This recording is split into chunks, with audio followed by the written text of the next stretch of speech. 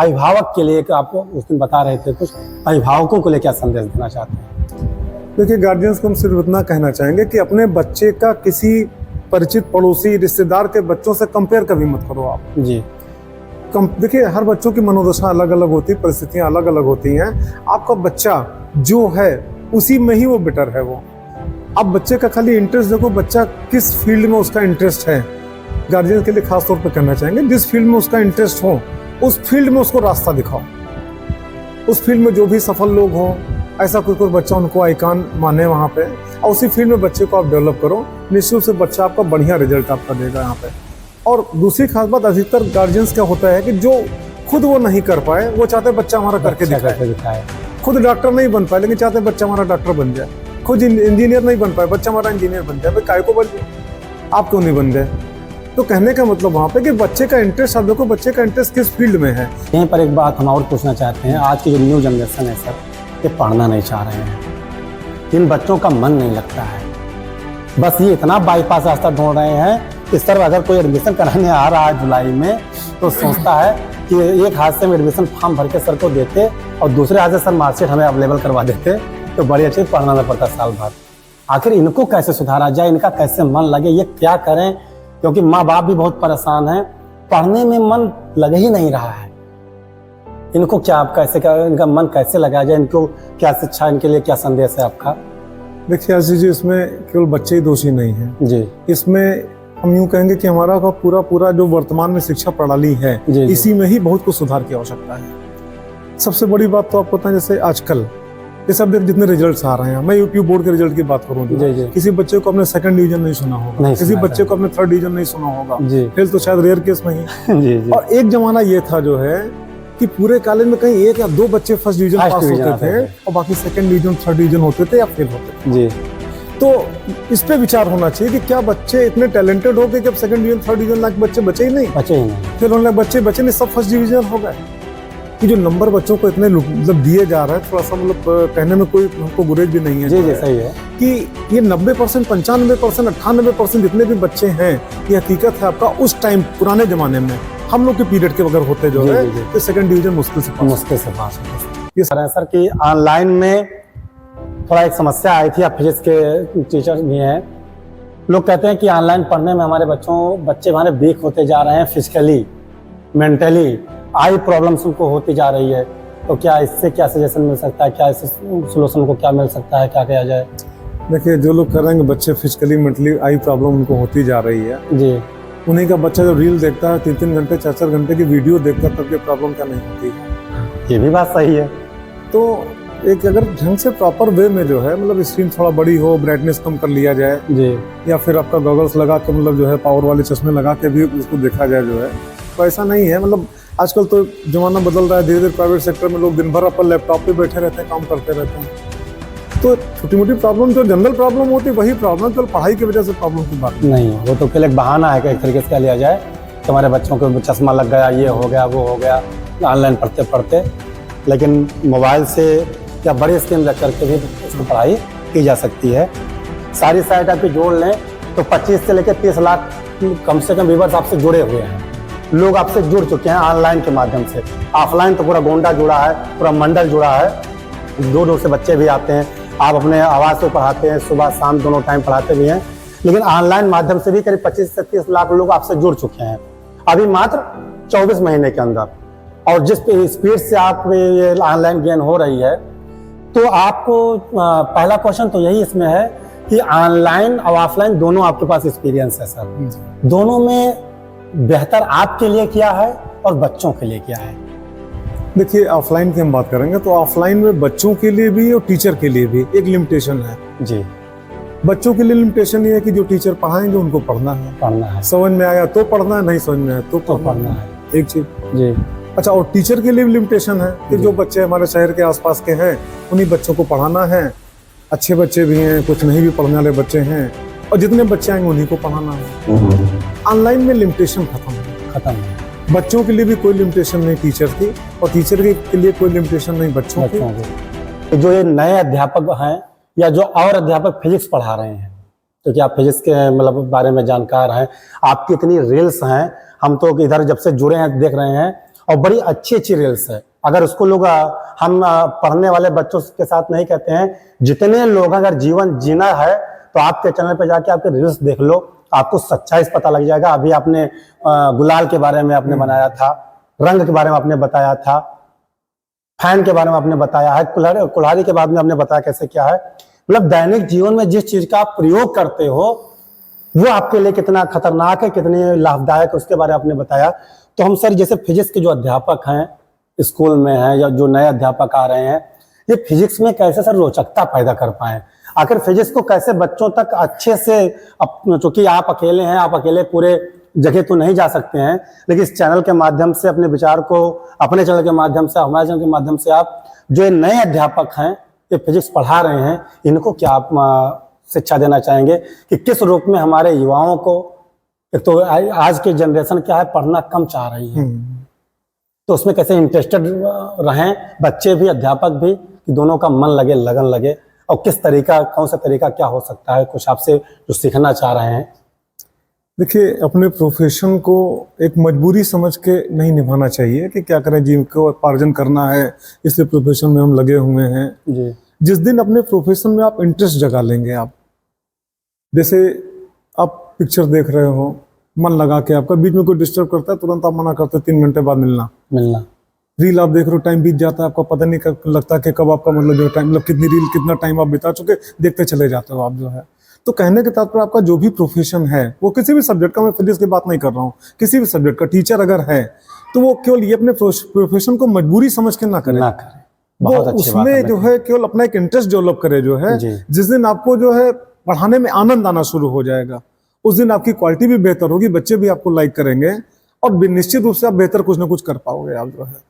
तो जितने भी टीचर्स, मैं यही कहना चाहूंगा कि मजबूरी समझ के अपने कार्य को ना करें। आप अपने पढ़ाई में इंटरेस्ट पैदा करें, आप भी खुद एंजॉय करो और बच्चे भी एंजॉय करें। और जिस दिन बच्चे एंजॉय करना शुरू कर दिया, आपने एंजॉय करना शुरू कर दिया, उस दिन ट्यूनिंग बहुत अच्छी हो जाएगी जो है, और हर निश्चित रूप से परिणाम उसका बेहतर ही होगा।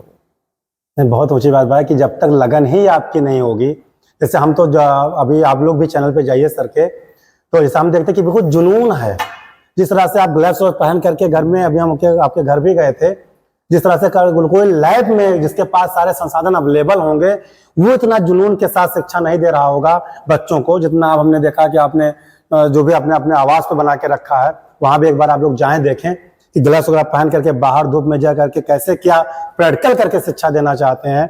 तो उसके लिए भी आप ऐसे जो हमारे युवा अध्यापक हैं, जो अध्यापक बनना चाहते हैं या बन के कहीं ना कहीं प्राइवेट सेक्टर में, गवर्नमेंट सेक्टर में आप अध्यापक लाइन में हैं, पढ़ाना चाहते हैं, तो जुनून लेके आइए। जुनून ही एक दिन आपको बहुत बड़ा सुकून भी देगा कि आज हमने बहुत अच्छे से पढ़ाई है, आज हमारे बच्चे बहुत खुश थे। बच्चों की मुस्कुराहट देख करके आपको बहुत बड़ी शांति मिलेगी। ध्यान रखिए, जुनून पैदा कीजिए, तभी बच्चे भी आपसे अटैच हो पाएंगे। यहीं पर एक बात हम और पूछना चाहते हैं, आज की जो न्यू जनरेशन है सर, ये पढ़ना नहीं चाह रहे हैं, इन बच्चों का मन नहीं लगता है, बस ये इतना बाईपास रास्ता ढूंढ रहे हैं कि सर अगर कोई एडमिशन कराने आ रहा है जुलाई में, तो सोचता है कि एक हाथ से हम एडमिशन फॉर्म भर के सर को देते और दूसरे हाथ से सर मार्कशीट हमें अवेलेबल करवा देते, तो बड़ी अच्छी पढ़ना नहीं पड़ता साल भर। आखिर इनको कैसे सुधारा जाए, इनका कैसे मन लगे, ये क्या करें, क्योंकि माँ बाप भी बहुत परेशान हैं, पढ़ने में मन लग ही नहीं रहा है। इनको क्या, आप कैसे, क्या इनका मन कैसे लगाया जाए, इनको क्या शिक्षा, इनके लिए क्या संदेश है आपका? देखिए आशीष जी, इसमें केवल बच्चे ही दोषी नहीं हैं जी। इसमें हम यूं कहेंगे कि हमारा का पूरा जो वर्तमान में शिक्षा प्रणाली है, इसी में ही बहुत कुछ सुधार की आवश्यकता है। सबसे बड़ी बात तो आपको पता है, जैसे आजकल जैसे अब जितने रिजल्ट्स आ रहे हैं, मैं यूपी बोर्ड के रिजल्ट की बात करूं तो किसी बच्चे को अपने 2nd डिवीजन नहीं सुना होगा, किसी बच्चे को अपने 3rd डिवीजन नहीं सुना होगा, फेल तो शायद रेयर केस में ही। और एक जमाना ये था जो है कि पूरे कॉलेज में कहीं 1 या 2 बच्चे 1st डिवीजन पास होते थे और बाकी 2nd डिवीजन 3rd डिवीजन होते थे या फेल होते थे जी। तो इस पे विचार होना चाहिए कि क्या बच्चे इतने टैलेंटेड हो गए कि अब 2nd डिवीजन 3rd डिवीजन लायक बच्चे बचे ही नहीं, फेल होने लायक बच्चे बचे नहीं, सब 1st डिवीजन हो गए। ये जो नंबर बच्चों को इतने मतलब दिए जा रहे हैं, थोड़ा सा मतलब कहने में कोई हमको गुरेज भी नहीं है जी, सही है कि ये 90%, 95%, 98% जितने भी बच्चे हैं, ये हकीकत है आपका। उस टाइम पुराने जमाने में हम लोग के पीरियड के अगर होते जो है तो 2nd डिवीजन मुश्किल से पास होता सर। ये सच्चाई है आपकी जी सर। मतलब मेन चीज है केवल नंबर बस लुटाया जा रहा है वहां पे जो है, बच्चे ने कुछ भी लिखा, नंबर दिया, कुछ भी मतलब रहा। तो कहने का तात्पर्य यहाँ पे कि थोड़ा सा बच्चों की मार्किंग ढंग से हो, नंबर एक बात जो है कि बच्चे की मतलब वास्तव में किस स्तर पे बच्चा है, और इसके लिए जिम्मेदार थोड़ा सा अपनी शिक्षा प्रणाली भी है, और साथ ही साथ जो टीचर्स कॉपियां चेक करते हैं वो भी है वहाँ पे, कि उनको भी अपना रिजल्ट मेंटेन करना है। तो ठीक है, नंबर देते गए, बच्चा जानता नहीं जानता, योग्यता है कि नहीं है, गॉड नोज, जो उससे उनसे कोई मतलब भी नहीं जो है। और दूसरी बात जो बच्चों के पढ़ाने के लिए, देखिए आजकल थोड़ा सा गार्जियन का ट्रेंड ये हो गया ना, बस जैसे ही बच्चे का नर्सरी एलकेजी में नाम लिखाएंगे इंग्लिश मीडियम, जी सही कह रहे प्राइमरी सेक्शन इंग्लिश मीडियम। देखिए सबसे बड़ी बात है, बच्चा जिस परिवेश में रह रहा है, जिस एरिया में रह रहा है, उसके आसपास के घर के जो उसके फ्रेंड सर्किल के लोग हैं, उसके घर परिवार के लोग हैं, जिस भाषा में बोलते हैं, अगर उस भाषा में बच्चे की पढ़ाई करी जाएगी तो बच्चा कहीं बेहतर समझ पाएगा। हम देखते हैं नर्सरी एलकेजी में ही तमाम कुछ स्कूल वाले हैं, कोई टीचर कोरिया का है, कोई टीचर नेपाल का है, कोई कहाँ चाइना का है, कोई कह रहे नर्सरी एलकेजी में क्या आवश्यकता है यहाँ पे जो है। सीधी सी बात करने का तात्पर्य कि मतलब बच्चे को उसकी जो मूल भाषा है, उसकी जो परिवार की भाषा, उसकी जो क्षेत्रीय भाषा है, उसमें अगर उसको पढ़ाया जाए तो कहीं ज्यादा उसको समझ में आएगा। अब होता क्या, बच्चा English medium primary section, junior section, होता क्या है बच्चा स्कूल में। अमूमन यहाँ पे टीचर भी आपका जनरली जो है, जो टीचर पढ़ाने वाले इंग्लिश मीडियम पढ़ाने वाले टीचर है, सच्चाई है उन्होंने खुद इंग्लिश मीडियम में पढ़ाई नहीं की है। जितने भी टीचर पढ़ा रहे हैं वहाँ पे जो है, मतलब जो इंग्लिश मीडियम पढ़ा रहे हैं वो 8th तक पढ़ावे, 10th तक पढ़ावे, इंटर तक पढ़ावे, अगर उनके बैक में चला जाए तो इंटर तक की उनकी पढ़ाई भी इंग्लिश मीडियम में नहीं हुई है। तो कहने के तात्पर्य कि जो हम खासतौर पर साइंस सब्जेक्ट की बात कर रहे हैं, वो अपने क्षेत्रीय भाषा में, अपने पारिवारिक भाषा में जिस कॉन्सेप्ट को ज्यादा बेहतर समझ पाएगा, जबरदस्ती आप इंग्लिश थोप दोगे तो रट्टा मार केवल आपकी स्थिति हो जाएगी वहां पे, उसके कॉन्सेप्ट को नहीं समझ पाएगा कि उसका बेसिक कॉन्सेप्ट क्या है। अच्छा रही बात यहाँ पे, चलो ठीक है इंटरनेशनल लैंग्वेज है, कभी आवश्यकता पड़ेगी तो इंग्लिश उसको एज ए सब्जेक्ट सीखना होगा, वो मेंटेन कर लेगा आवश्यकता पड़ने पे। लेकिन कम से कम साइंस का जो मतलब हमारा जो मतलब अलग अलग कॉन्सेप्ट है उसको बेहतर समझ तो पाए बच्चा वहां पे। तो थोड़ा सा यही है कि मतलब बच्चा जिस भाषा में जहाँ पे है बच्चा, जो उसकी पारिवारिक भाषा, क्षेत्रीय भाषा, उस भाषा में ही उसको पढ़ाई करी जाए, ताकि मतलब वो कॉन्सेप्ट, साइंस के कॉन्सेप्ट को बेहतर समझ पावे। और जब कहीं ऐसी कोई आवश्यकता पड़ती है तो इंग्लिश से एक प्रकार से मतलब ट्रांसफॉर्मेशन लैंग्वेज है आपका, एक प्रकार से एज ए लैंग्वेज पढ़ के वो 2-4 महीने में आराम से पिकअप कर लेगा, वो अपनी मतलब बात को, अपनी समस्या का निस्तारण कर लेगा सकता है। तो पहली चीज तो यहाँ जहाँ तक बेहतर हो कि जिस भाषा में बच्चा मतलब क्षेत्रीय भाषा, उसी भाषा में उसको कॉन्सेप्ट उपलब्ध कराए जाए, पढ़ाए जाए। अच्छा दूसरी बात टीचर से भी आपका कि आप इसको ऐसा पढ़ाओ कि बच्चे में इंटरेस्ट डेवलप हो। आप क्लास में जो बच्चे आगे बैठे हैं उनको फोकस करके मत पढ़ाओ, जो बच्चा पीछे बैठा हुआ है आप उसको फोकस करके पढ़ाओ।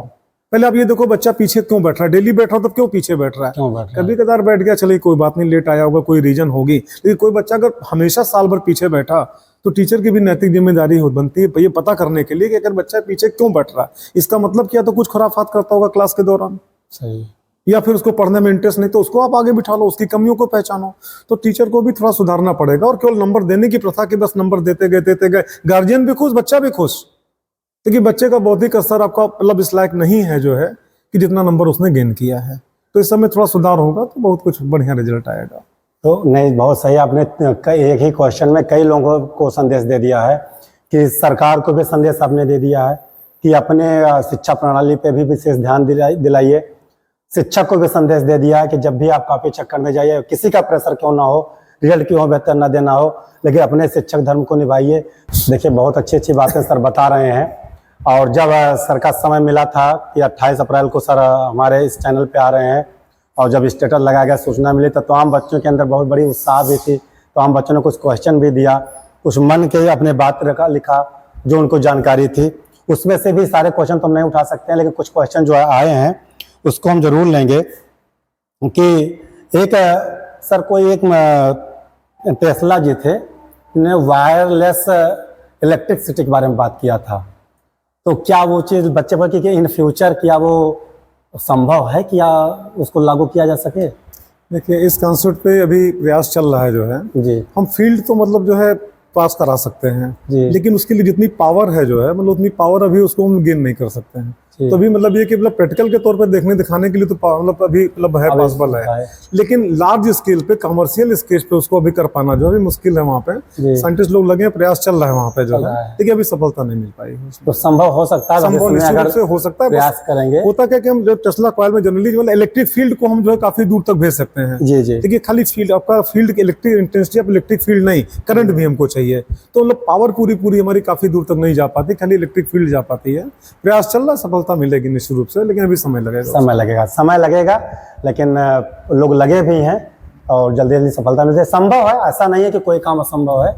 और थोड़ा सा एक समस्या, एक क्वेश्चन हमारे मन में और आ रहा था ऑनलाइन ऑफलाइन को लेकर के। जैसे अभी आपने कोरोना काल के पहले आप ऑफलाइन पढ़ा रहे थे, आज भी ऑफलाइन आप पढ़ा रहे हैं, ऑनलाइन भी आप पढ़ा रहे हैं, तो दोनों में सर डिफरेंस क्या आ रहा है? दोनों में जैसे बच्चों को लाभ क्या मिलेगा, या दोनों से बच्चों को लाभ मिल सकता है, या ऑनलाइन आपने जो एक्सपीरियंस लिया कोरोना काल से अभी तक, कि कोरोना काल से आप इस पे आए, हालांकि हमने देखा है अभी जो कोरोना काल अभी 2 साल हुआ है, 22-23 भी गए हुए, और 2 साल के बीच में करीब अगर सारी साइट आपकी जोड़ लें तो 25 से लेकर 30 लाख कम से कम व्यूअर्स आपसे जुड़े हुए हैं, लोग आपसे जुड़ चुके हैं ऑनलाइन के माध्यम से।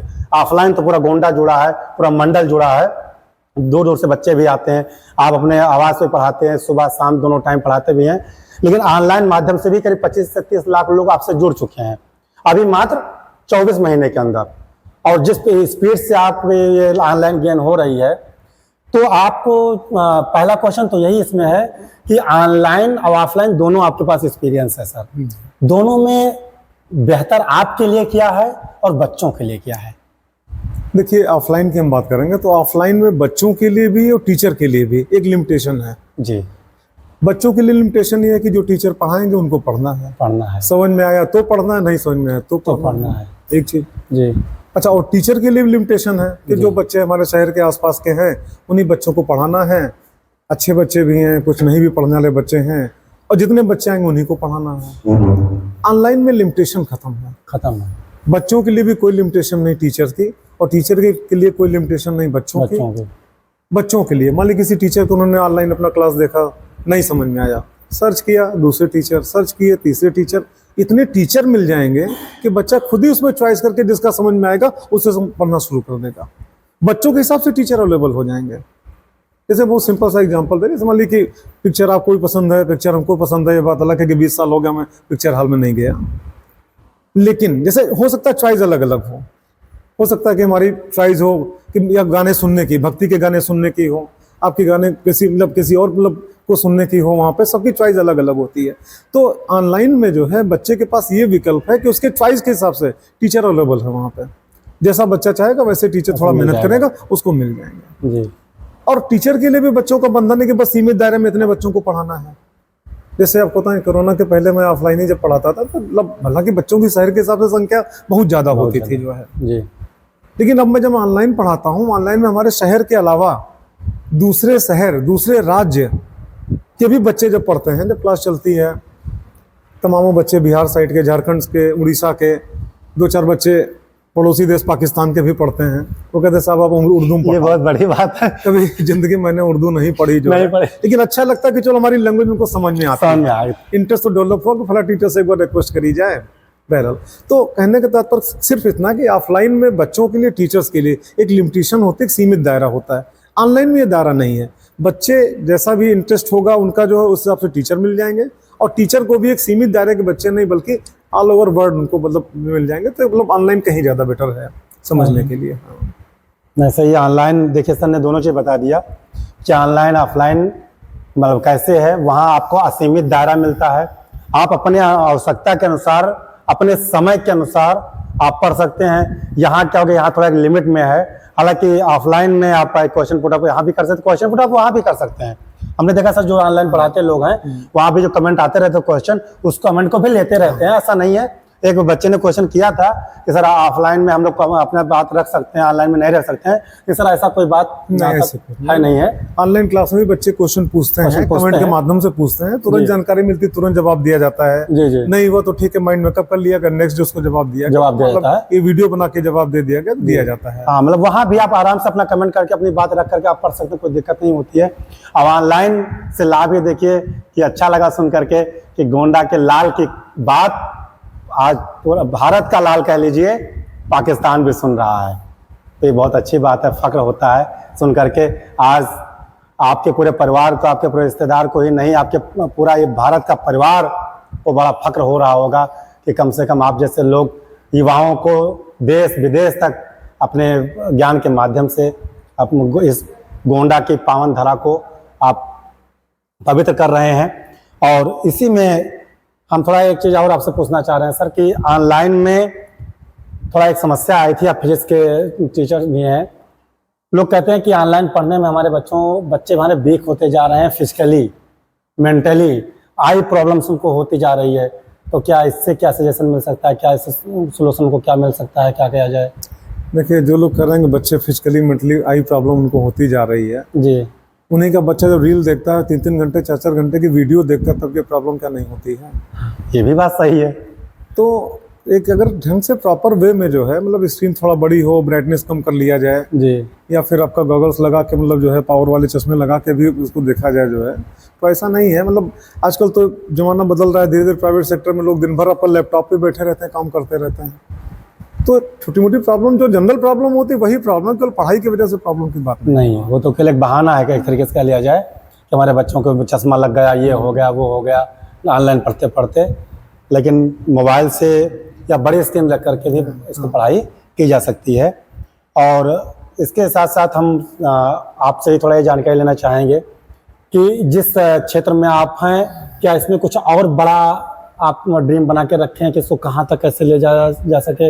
या गोंडा में जैसे आज पटना में मान लो खान सर की बात की जाए कि बहुत बड़े स्ट्रक्चर को उन्होंने खड़ा किया है और फिर दिल्ली में भी डाल रहे हैं, तो क्या गोंडा के इन युवाओं के लिए, गोंडा के इन बच्चों के लिए भी हम चाहते हैं कि आप भी कुछ ऐसा, या आपने कुछ कल्पना ऐसा कर रखा है कि गोंडा में बहुत बड़ा सा स्ट्रक्चर रखा जाए जो गोंडा ऑफलाइन के लिए, हमारा कहने मतलब ऑफलाइन है, ऑनलाइन तो आप लोग सब जुड़ चुके हैं, कि बहराइच के भी बच्चे आकर के, बलरामपुर के बच्चे आकर के, सर ये खबर आपने भी सुना होगा, हमें भी बहुत खुशी हुई कि इस साल यूपीएससी में जो 75 यूपी के 75 जिले में 75वें स्थान पर आपका श्रावस्ती है शिक्षा के क्षेत्र में, वहाँ काफ़ी सर एक बच्चा यूपीएससी में आ गया है।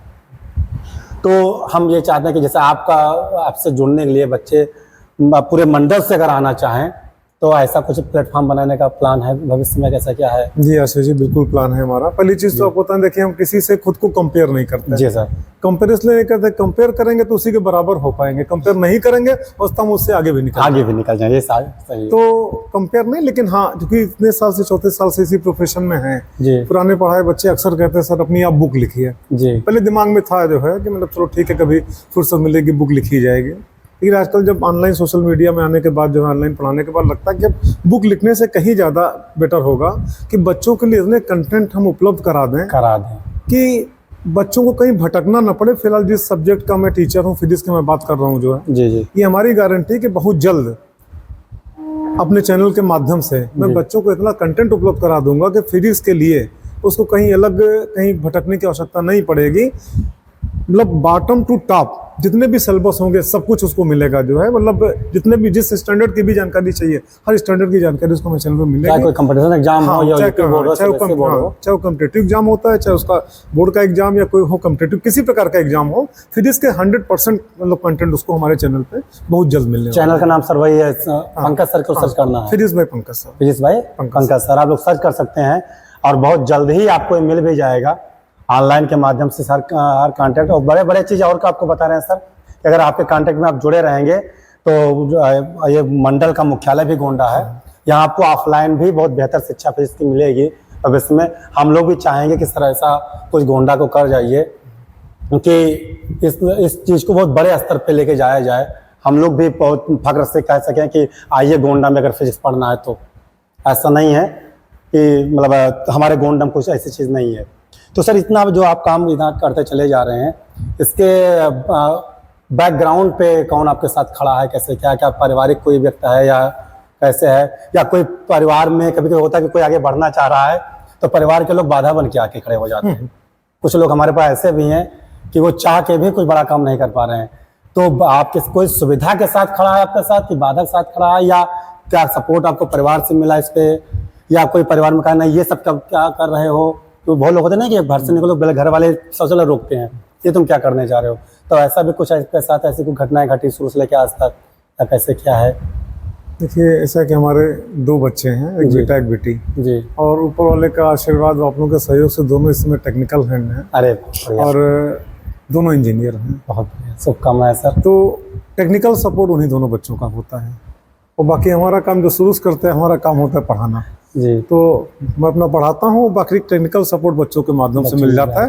बस यही हमारी टीम है, यही हमारा जो है। देखिए कितना अच्छा, आप कितने सरल भाषा में हमने उत्तर दे दिया कि एक बाप अपने बच्चों को बढ़ाता है, आगे बढ़ाने के लिए बहुत कुछ करता है। और देखिए सर ने की भाषा क्या थी कि टेक्निकल, मतलब इस चैनल को जो भी आप आज ग्रोथ कर रहे हैं, इसमें आपके बच्चे अपने पिता को आगे ले जा रहे हैं। ऐसे भी होना चाहिए, ये संस्कार है। आज के पास किसी बच्चे के पास समय नहीं, जो बच्चे कहते हैं माँ बाप को दोषी करते हैं, आपने मेरे लिए क्या किया है। तमाम प्रकार के आए दिन सप्ताह नहीं बीतता झगड़ा करते हैं। आज आपके बच्चे हैं कि समाज का भला हो सके उसके लिए वो खुद समय निकाल करके और ऑनलाइन ऑफलाइन जो भी कुछ प्रयास करते हैं कि हमारे पिताजी का नाम नहीं, समाज का कैसे भला हो सके। हालांकि भी पढ़ने वाले बच्चे आपके यहाँ से पढ़ रहे हैं, उसके बावजूद समय निकाल करके और जो भी टेक्निकल हैं वो मदद करके इस समाज को कुछ देने के लिए, अपने पिता के हाथ को मजबूत करने के लिए उनके साथ लगे लिए हैं। सीखिए, किससे सीखना चाहोगे? सीखने के लिए पग पग शिक्षक हैं। कितनी बड़ी बात है ये। ऐसे संस्कार हम कहा करते हैं ना कि शिक्षा से पहले संस्कार दीजिए। ये आपका सर संस्कार है कि आपके बच्चे आपके साथ खड़े हैं। नहीं, आज के दिन में किसी परिवार के साथ जाइए तो पता लगता है पिताजी बुला रहे हैं, बेटा सुनोगे, वो कह रहे हैं आ रहे हैं, कुछ सुनने को तैयार नहीं है। आपके बच्चे आपके साथ खड़े हैं। आपके बच्चे को भी बहुत बहुत धन्यवाद कि वो आपके साथ खड़े हैं। अच्छा लगा इस चीज़ को सुन करके। और कुछ और आप जो समाज या अभिभावक के लिए आप उस दिन बता रहे थे, कुछ अभिभावकों को लिए क्या संदेश देना चाहते हैं?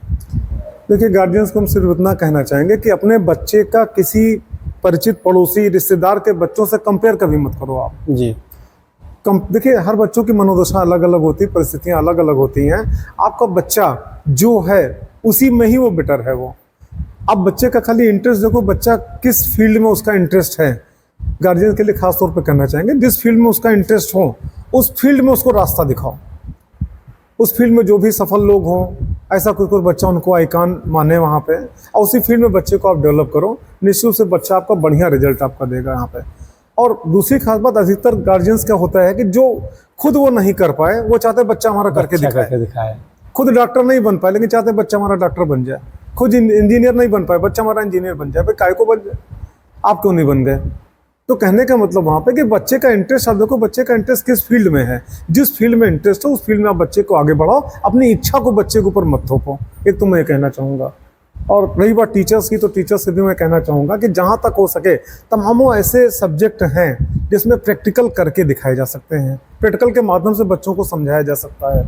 तो जहाँ तक हो सके प्रैक्टिकल के माध्यम से बच्चों को पढ़ाया जाए।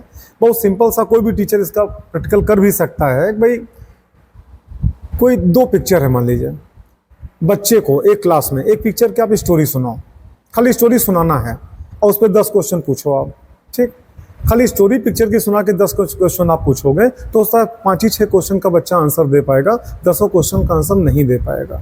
और उसी क्लास में कोई दूसरी पिक्चर है, आप डिस्प्ले करा दो, 3 घंटे बच्चा पिक्चर देख ले और उसके बाद आप 10 क्वेश्चन पूछो, बच्चा 10 के 10 का आंसर देगा। तो जहाँ तक हो सके मतलब प्रैक्टिकल के माध्यम से बच्चों को मतलब पढ़ाया जाए तो बच्चों में भी इंटरेस्ट जगेगा और बढ़िया रिजल्ट मिलेगा उसका। ये बहुत अच्छी बात है। प्रैक्टिकल डिपेंड भी होता है साइंस के। अगर आप स्टूडेंट हैं, साइंस के आप टीचर हैं, तो ध्यान रखें कि प्रैक्टिकल पर ज़्यादा डिपेंड आप होइए, क्योंकि थ्योरिकल पढ़ाने से कहीं ना कहीं समस्याएं पैदा होती हैं, बच्चे कम समझ पाते हैं। बात सही है। और हम तो आपके चैनल पे यही देखे हैं कि छोटी छोटी इतनी क्लिप पड़ी है, वो सब प्रैक्टिकल का जो जिनके पास मोर दिन में संसाधन है वो नहीं करवा पाते हैं, इतना प्रैक्टिकल आप करवा के और प्रैक्टिकल शिक्षा दे रहे हैं। ये भी सही रहा आपके लिए। और हम यही चाहते हैं कि गोंडा नहीं बल्कि गोंडा से लेके पूरे भारत के लोग आपके चैनल से जुड़ें और अपने बच्चों को, आपके अगर बच्चा आपका पढ़ रहा है तो आपके चैनल से जोड़ें।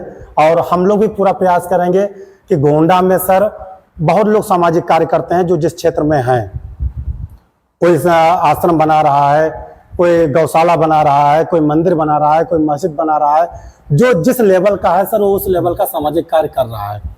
अब आप शिक्षा के क्षेत्र में आकर के गोंडा में अपने आवास पे भी, जैसे आपने अपने इंटरव्यू में कहा है कि एक अमरूद के पेड़ के नीचे हम एक सेफल लगा करके पढ़ाई शुरू करते थे और बच्चों को पढ़ाते थे, वहाँ से स्टार्ट करके आज बच्चे कमरे में पढ़ रहे हैं, हॉल में पढ़ रहे हैं। और जिस दिन बारिश होती थी बच्चे उस दिन स्वयं जान जाते कि आज पानी भरा होगा, कहाँ बैठ के पढ़ेंगे, वहाँ से अपनी जर्नी स्टार्ट किया है। आज बच्चों को, समाज को बहुत बड़ा चीज़, ज्ञान से बड़ा चीज़ लोग कहते हैं कन्यादान, लेकिन ज्ञान दान से बड़ा सब कन्यादान भी नहीं है। क्योंकि कन्यादान से आप एक कन्या का दान कर रहे हैं और ज्ञान दान से अगर एक ज्ञान आपको एक बच्चे को दे रहे हैं तो पता नहीं कितने पुष्ट तक वो ट्रांसफर होगा। तो कन्यादान से बड़ा ज्ञान दान है। तो हम लोग प्रयास करेंगे कि सर का जो सामाजिक कार्य गोंडा में ये हो रहा है, और सर से निवेदन भी करेंगे हम लोग, आप लोग भी सर को इस तरह से उत्साह बढ़ाइए कि एक समय ये आए कि गोंडा में विज्ञान के क्षेत्र में अगर एक बार कोई सपना देखे तो सिर्फ पंकज सर दिखाई दें। और सिर्फ गोंडा में लोग ये कहें, जो सड़क कहा जाता है कि जो सड़क गोंडा से लखनऊ ले जाएगी वही सड़क सर लखनऊ से गोंडा भी ला सकती है। तो अगर गोंडा के बच्चे सर लखनऊ जा सकते हैं तो लखनऊ से बच्चे सर गोंडा भी आ सकते हैं। तो हम भी सर से ये निवेदन करेंगे, ईश्वर से भी कल्पना करेंगे कि हमारे सर को इतना उत्साह, इतना शक्ति दें कि लखनऊ से और दिल्ली से बच्चे सर गोंडा भी आए, वही बस लेके आए। बहुत बहुत धन्यवाद सर, आपने हमें समय दिया, इतना बहुमूल्य समय दिया। बहुत व्यस्त रहते हैं लेकिन सरल तो आप इतने हैं। हम फर्स्ट टाइम मिले हैं, बाई गॉड बता रहा हूँ, फर्स्ट टाइम हम आपके घर गए थे और कॉल हमने किया, एक रिंग में कॉल पिक किया, आपने बात किया, समय दिया, भैया भी आपके थे, मुलाकात हुई। आप कुछ नहीं सोचा, आपने कहा मैं सैटरडे को मिला था, सर ने कहा कल ही कर लो, कुछ नहीं, सर ने कहा कल ही कर लो। तो फिर हमने कहा कि हम ही थोड़ा पीछे हटे क्योंकि अगले दिन बहुत बड़ी लगन वगन चल रही थी, तो सर हम थोड़ा बाहर रहेंगे। सर ने कहा जब आपकी इच्छा कहेगी हम तत्पर हैं। जो व्यक्ति समाज के लिए इतना कुछ कर रहा हो ना, ईश्वर उसके साथ हमेशा खड़ा होता है। अब आपके सर यही सोच एक ना एक दिन गोंडा को शिखर तक ले जाएगी। बहुत बहुत धन्यवाद सर आपको हमारे चैनल पे। और ये भी हम सर से विश्वास दिलाएंगे कि बस बहुत जल्द ही एक सेमिनार भी होगा जिसमें हमारे युवा जो हाई स्कूल से लेकर के ग्रेजुएशन तक के ऊपर जिस भी कम्युनिटी की तैयारी करते हैं, एक बहुत बड़ा सेमिनार होगा। वह उस सेमिनार का होगा कैरियर काउंसलिंग, कि आप किस क्षेत्र में जाना चाहते हो, कैसे जाना है, कैसे आप पहुंच सकते हो। एक लाइव के साथ साथ ऑफलाइन भी यहाँ कैरियर काउंसलिंग होगी, उसकी डेट आपको मिलेगी सर से समय लेकर के और उसकी सूचना आपको मिलेगी। अब आप लोग आ सकते हैं और बैठ करके आप फेस टू फेस सर से आपकी मुलाकात कराएंगे और फेस टू फेस सर से अपना क्वेश्चन रखेंगे। आज तो आपने व्हाट्सएप पे क्वेश्चन लिख के दिया था और सामने सर से क्वेश्चन कीजिए, सर से बात कीजिए, ये भी मौका सर देंगे और अपने चैनल पे और ऑफलाइन ऑनलाइन दोनों। बहुत बहुत धन्यवाद सर।